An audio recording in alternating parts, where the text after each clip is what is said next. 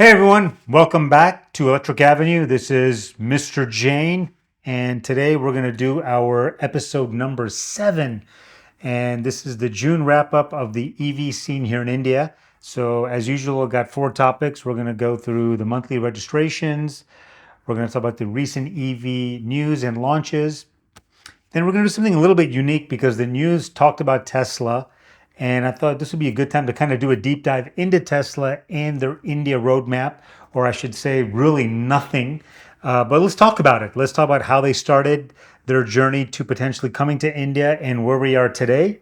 And then the last one, we're going to talk about an EV car spotting. We're going to talk about the very first Tesla that is on the roads here in Bombay. And actually, it's the first EV in the country from Tesla. And this was a direct import, but we'll talk about it. You'll get to see pictures of it and a little backstory to how the car came to India. So let's start with the June 2023 wrap up for EVs. And first thing we're going to do, let's talk about the monthly registration figures. Let's go. All right, so let's dive in. You know the drill. So we're going to take a look at the EV registration numbers for the last quarter. We actually have the data for the last quarter. That's April, May, and June. But of course, we're going to really look at specifically June 2023 and take a look at, what has really happened, anything new, anything exciting. The truth is, that the numbers really are the rankings usually kind of stay the same, but let's talk about it. So Tata Motors, as you can see here, kind of a dip between what they sold last month and this month. But the biggest noticeable change, I'd say, in all of this is MG Motors. From May to June, they went from 437 units to about 1,100 units. Now, again, one of the issues with the data is, you're getting it from a wide variety of sources. So as you can see here, I talk about the source is, Vahan, FADA, and the OEMs. So, it's kind of all over the place, but, we're trying to give you the best information possible. But back to MG Motor. Or MG Motors. The thing is they've gone from 437 to almost 1,100. That's almost triple. And the biggest increase really is from the new MG Comet, which we'll talk about. So that's really kind of where they're really seeing a lot of pickup because it's a very inexpensive car. I forgot the price range, but I think it's between 10 and 12 lakhs. So that's the reason why it's doing very well. Very small car, very city focused. Not something I'd ever want to take on the highway, but anyways, that's doing really well. Then, of course, you've got the usual suspects. You've got M&M. You've got Citroen. Citroen is doing well. Again, I said this is used by a lot of the cab aggregators because it's got a great spec for that market. Then you've got Hyundai. You've got BYD doing well. I think that is also a combination of their minivan that's doing well for cab aggregators, and of course their Atto 3. BMW, I'm seeing more and more of those iXs on the road. Then, of course, you got Kia with their EV6. You've got Volvo. Mercedes-Benz is there. And lastly, you've got the 3 that always are lagging, and that is you've got Porsche, Audi, and Jaguar. I've seen quite a few Audis on the road as well. I'm hoping to see more, but really, as usual, the rankings pretty much don't change. Maybe the numbers here and there, but this is kind of what we're seeing.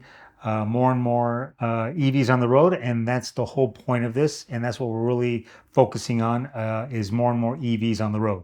So that's kind of the wrap up for June 2023 car registrations in India. All right, so the second thing we're going to talk about are the recent EV news and launches. Anything there?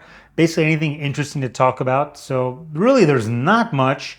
We got a couple news articles, but the big one is something I had talked about in the last episode where I talked about the entire Tata group where they've got all the pieces to kind of create this entire full stack EV company. And one of the things that I said was missing was the battery.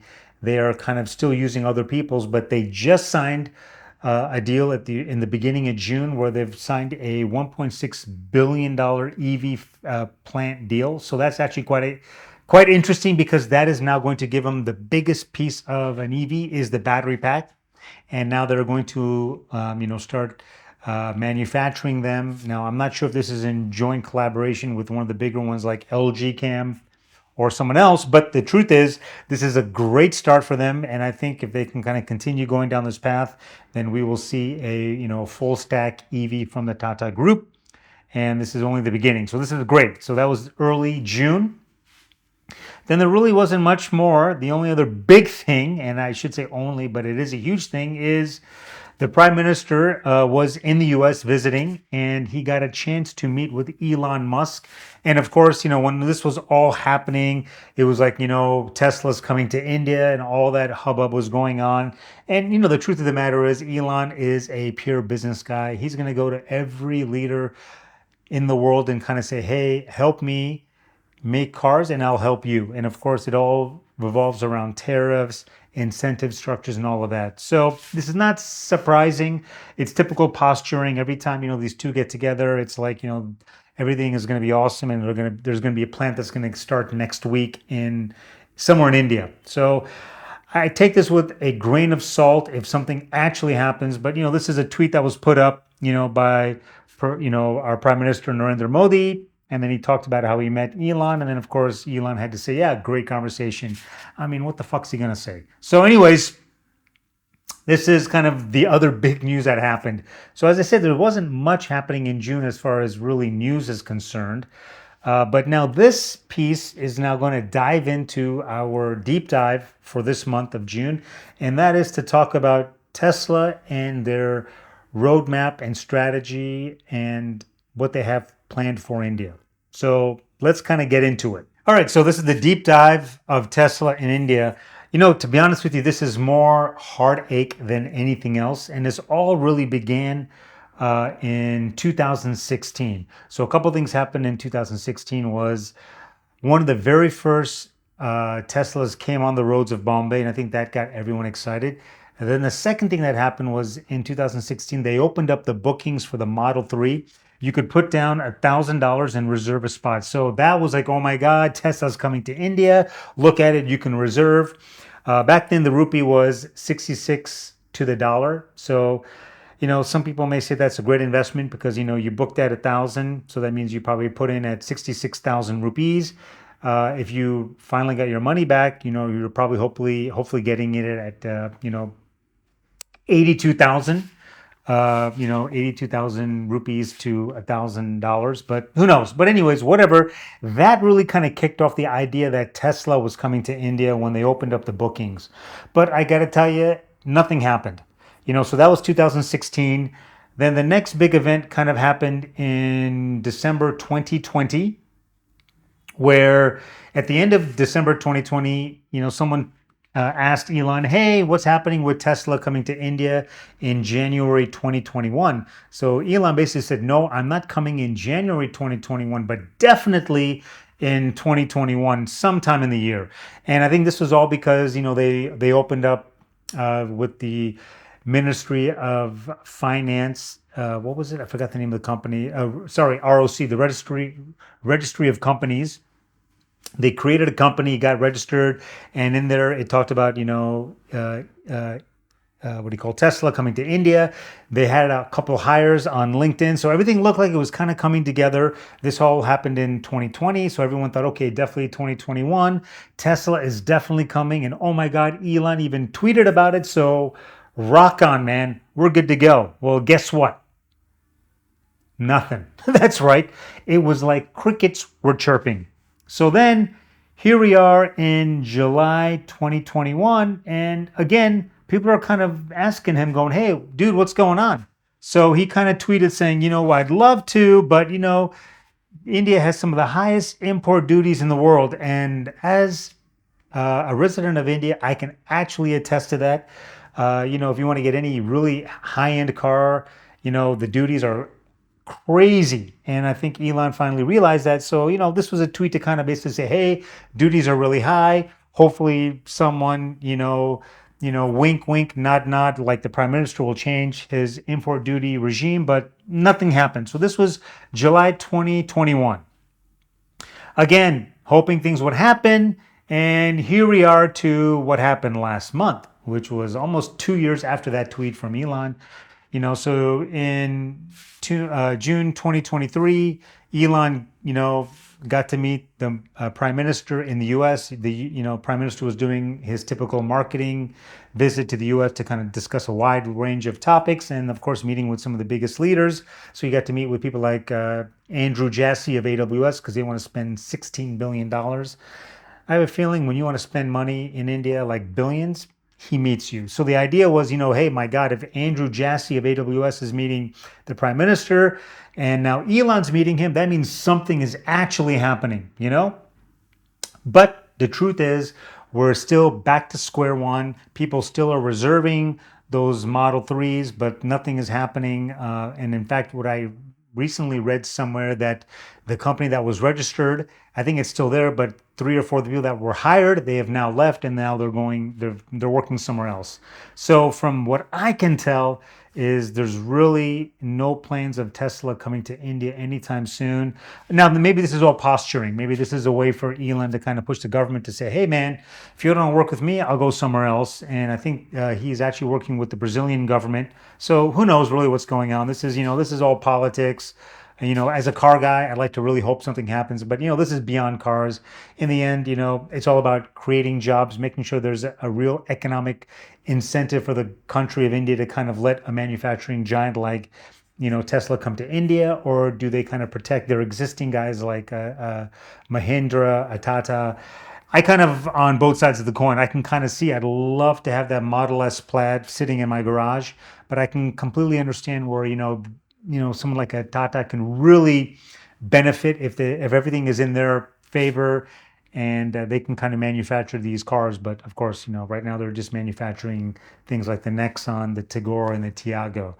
Honestly, nothing exciting. They're practical, but they're not exciting.